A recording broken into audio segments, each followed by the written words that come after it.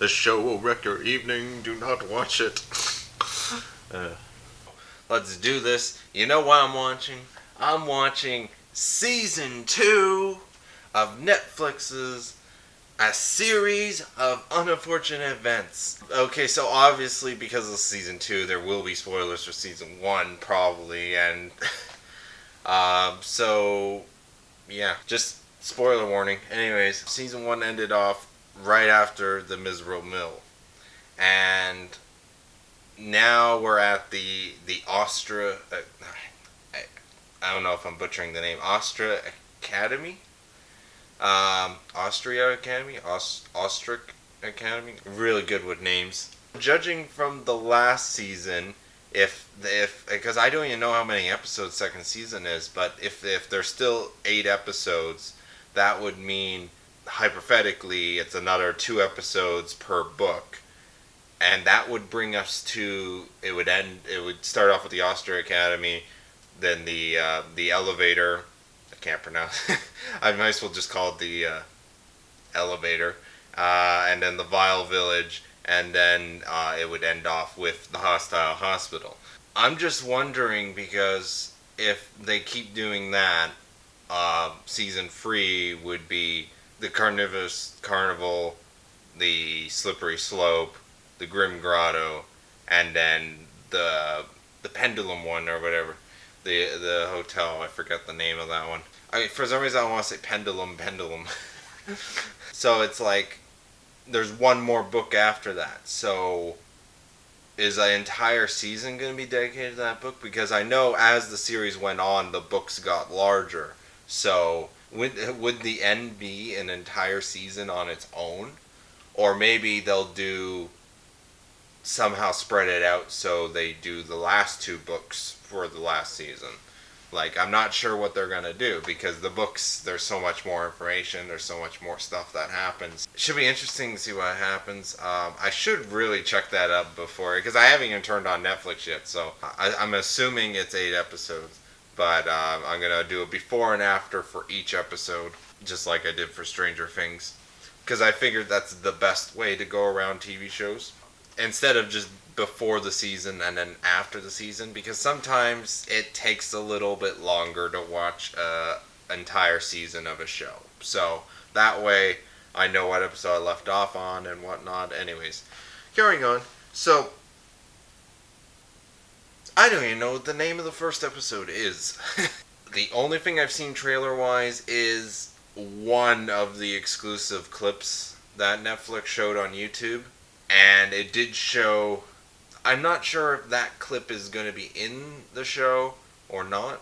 But Nathan Fillion is in Season 2 of A Series of Unfortunate Events.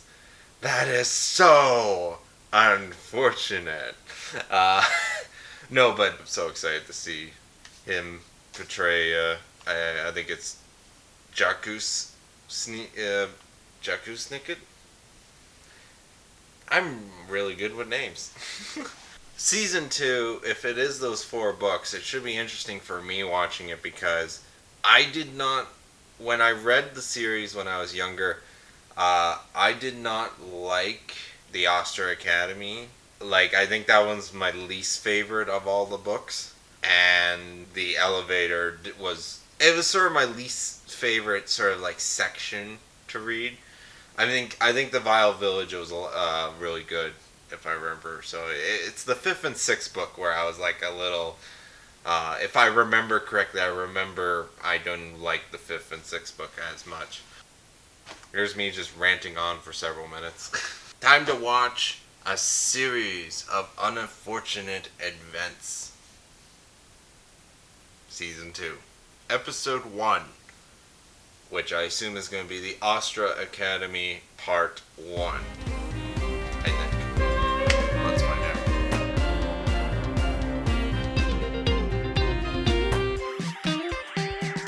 It is, in fact, 10 episodes. And actually, it ends with the Carnivorous Carnival. Which I think is definitely a lot better way to end a season than the Hostile Hospital, because I think I sort of remember what happens in the Carnivorous Carnival. Um, so I think that's probably would be a great way to end it. Um, but that's interesting because that means season 3 they could, because they fit an extra book at the end of season 2 for this one. That means they can do the rest of a series of unfortunate events in season 3. So it should be very interesting to see what happens. I just watched uh, the Oscar Academy Part 1, and it is really good. Once again, I'm reminded just the style and the pacing of the show and everything. Really decent beginning. I really love the joke of how Sunny is like because they're like, oh, it feels like we've been sitting here for a few months,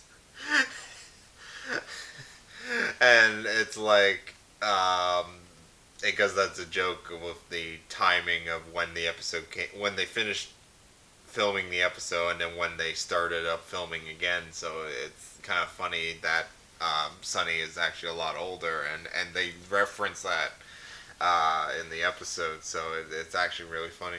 Once again, it did bring me back some memories of the Astra Academy, and I think the reason why I didn't like the book for the Astra Academy is because it just, out of all the books, it felt like that one was the most like horrible. But yeah, it's just funny with the Netflix series. I now want to go back and reread the series again and get a fresher look at it, because back then when I read it, I was like, I think I was in like, yeah, I was like fifth grade. Like it was a long time ago. Like definitely would be neat reading it again with being older. So, anyways, on to the next episode. Now I'm in the swing of things. I really like how just it's so consistently like what they set up in the first season of Series of Unfortunate Events, and their style of the way Netflix tackles this series. It's just they do a really good job of just continuing it. Like it literally felt like this is still season 1 and it's still going. Like it's just that consistent. What I guess it might have been just story wise I didn't like the Astra Academy. The ending definitely felt a little bit anticlimactic, and the first 2 episodes didn't really feel like. That's the problem with the just having it done so consistently, is that it didn't feel like a grand beginning, but I'm perfectly fine with not having it really be that. Because I'm so used to shows, season begins is big, and then season end it's big ending. That for once there's a show where it's like the beginning, it just sort of jumps into it, but it's not like, it doesn't have that big opening quality to it, and especially the conclusion of the Astra Academy. So next up is the Escra Elevator. I told you I would butcher that name. The elevator one. Should be interesting. See how they pull that off, Netflix wise. I gotta say, I forgot to mention Nathan Fillion. He's like, it's such a Nathan Fillion type role that it's like, yeah, definitely great casting. This show overall has really great casting, and Neil Patrick Harris, he works as Count Olaf. Absolutely. Time to watch the I cannot pronounce elevator. This one I definitely really like. The overall setup and everything is definitely a lot more um, enjoyable compared to the Astra Academy. Just overall story wise, and it's just why do I hate the Astra Academy so much? Sounds like I went to that school. A shocking casting. I didn't realize the guy from Arrested Development is also in this. Because it's funny because Will Arnett was in the first season, and I actually kind of forget what happened to the last time we saw them. But they casted I forget his name, but he was also in Arrested Development. He was Buster. Yeah, really, really well done casting. And then the musical. I really, I love that. I love the whole design aesthetic of the Salmon place, and I love the show. How there's a lot of things they put in. They mention it early on, and then it's like during the episode, throughout that episode, they make references to what they mentioned early on, and it goes back and forth really well, and it's funny. It's funny because it's like the show is not exactly for adults, but it's not exactly for kids, but it's like it's that in between. It's that really nice in between where it's like it's childish, but at the same time dark, and it's like, oh, one of my. I can't believe they actually did this joke. It's such a clever joke. It's like when Count Olaf was trying to get out of the restaurant, but everyone wanted him to sing, and he's like, his response, "F you insist." Because it's like you couldn't believe he was here. I thought it was very clever. Yeah, I just really enjoyed the show. Time to watch part 2 of The Elevator. Definitely, I like how everything collided together. Really good episode. Once again, the effects of the of Sunny, the baby, doing a lot of stuff that no baby on Earth can do. It's done really well. It's once again, it's cheesy but not at the same time. It's like, yeah, it's just that right amount. Now we are entering the Vile Village. Yeah, I don't want to say. I just want to watch this. I just want to keep watching. I don't even want to. It's pretty fun remembering things just before it happens, just from reading a book several years ago. It's such a weird feeling. It's almost like deja vu. I just want to watch the show. Okay, it's so cool seeing them bring the Vile Village to life. I love how Mr. Bo's just there. Like you think he left, and then it's like, all of a sudden it's like, what are you doing here? And it's like it's done really. I love this show. It's great. I think it's great.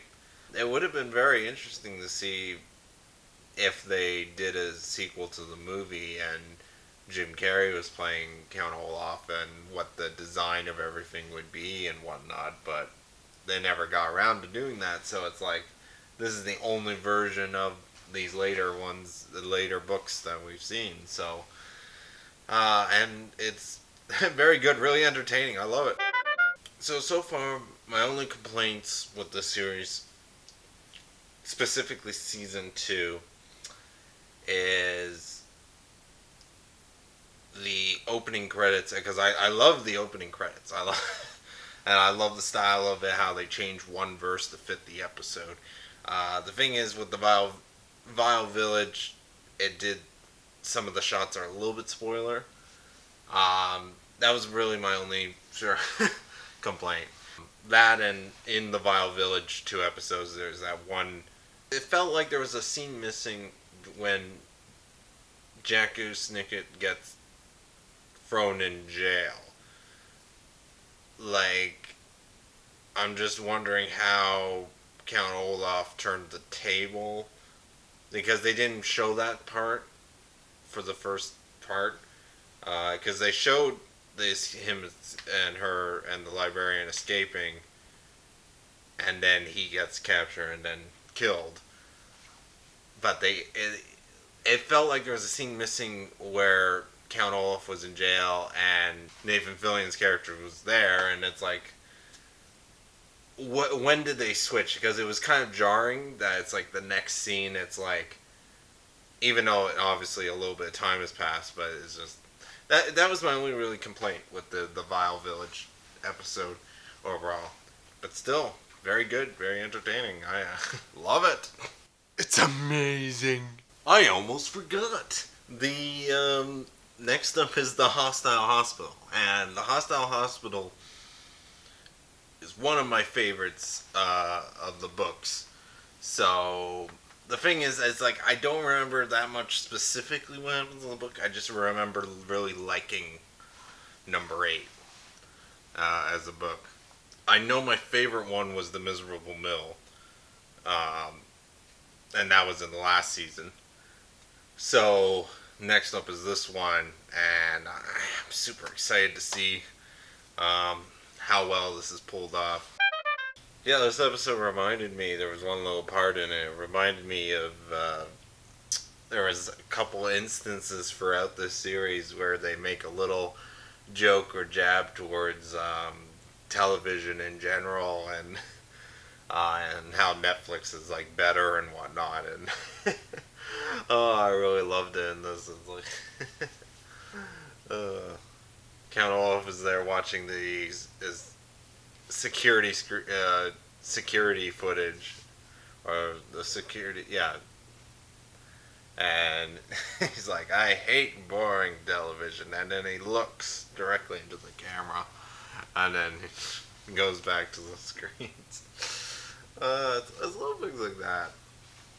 It definitely just adds to the Netflix side of things. It's just funny. I'm really excited to see where this goes. It's amazing just seeing live action version of this. I really enjoyed the Hostile Hospital episodes, definitely. I know there was a couple of Shining references. Anyways, next up is the Carnival. Carnivorous Carnival. See, the thing I like most about books 7 to 10 is like those are the really the things where the whole focus really shifts, in the sense of it's a mystery and just peril and that, and it's structured, because if you look at the books are sort of the same in the sense that it's like Poe drops them off, you're the new Guardians, stuff happens, and then they have to move on to the next Guardian and the next Guardian, and that happens all the way up until basically number 6, and then it's like after that everything just starts going. This is the horrible part of a series of unfortunate events. This is the part Lemony Snicket warns about in every chance he gets to warn, is that how unpleasant and misery and unfortunate these series of events are. And this is where it's all unpleasant. It's all downhill from here. Well, uphill, downhill. Whatever. But, so, season 3 will definitely be the most interesting. Even though I'm not even done season 2. Let's finish season 2. So here we are, final episode of season 2 of a series of unfortunate events. I already know what's going to happen for the most part. Should be interesting, because I wonder if they're going to end it with a song like they did the last one. Because season 1 ended with a song, so it's like, is season 2 going to end with a song again? Or is it going to end totally different and unexpected? I don't know. Well, I just watched a series of unfortunate events, season 2, and I really enjoyed it for the most part. Specifically the final episode, because, I mean, you can kind of tell this show is, because it's based off, technically I think it's a children's book, a series of unfortunate events. That or young adult. I don't know if it's a young adult novel.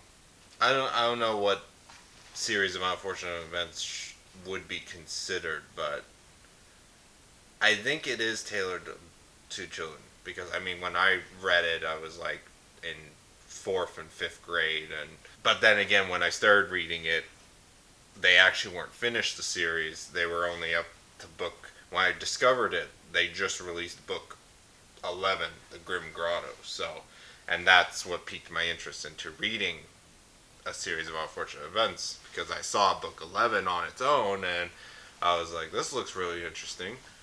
And so I discovered the rest of the series, went back to the beginning, started to read the first book, and I loved it. So I was like, I'm going to read the rest of it, and I was invested all the way up to the end, which is the name of the last book.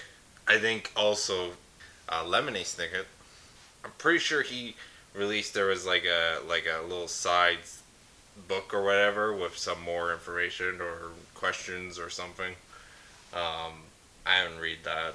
I haven't read that yet. So, but talking about the Netflix series, I really liked it. I really enjoyed it. Really great cast. Really well done. I even know for the most part you can tell it's all on stage and there's nothing, it sort of has a consistent look, background and set wise, which is kind of cool. And a lot of the books, it's like when you condense it into two episodes, there's a little bit of repeat in the terms of both of their children. Here's their new guardian, and then Count Olaf is revealed to be in disguise, and they have to expose him, and then once they expose him, they move on to the next guardian, and then it's like a sort of a repeat. So there's a little bit of repetition, especially when you're watching the episodes back to back. But overall, I really liked it. I want to know what you thought of A Series of Unfortunate Events. Thank you very much for watching. I want you to have a nice day or night or whatever time you watch this. Have a nice whatever. Thanks again for watching, and I don't know where I'm going to go from here, but wait.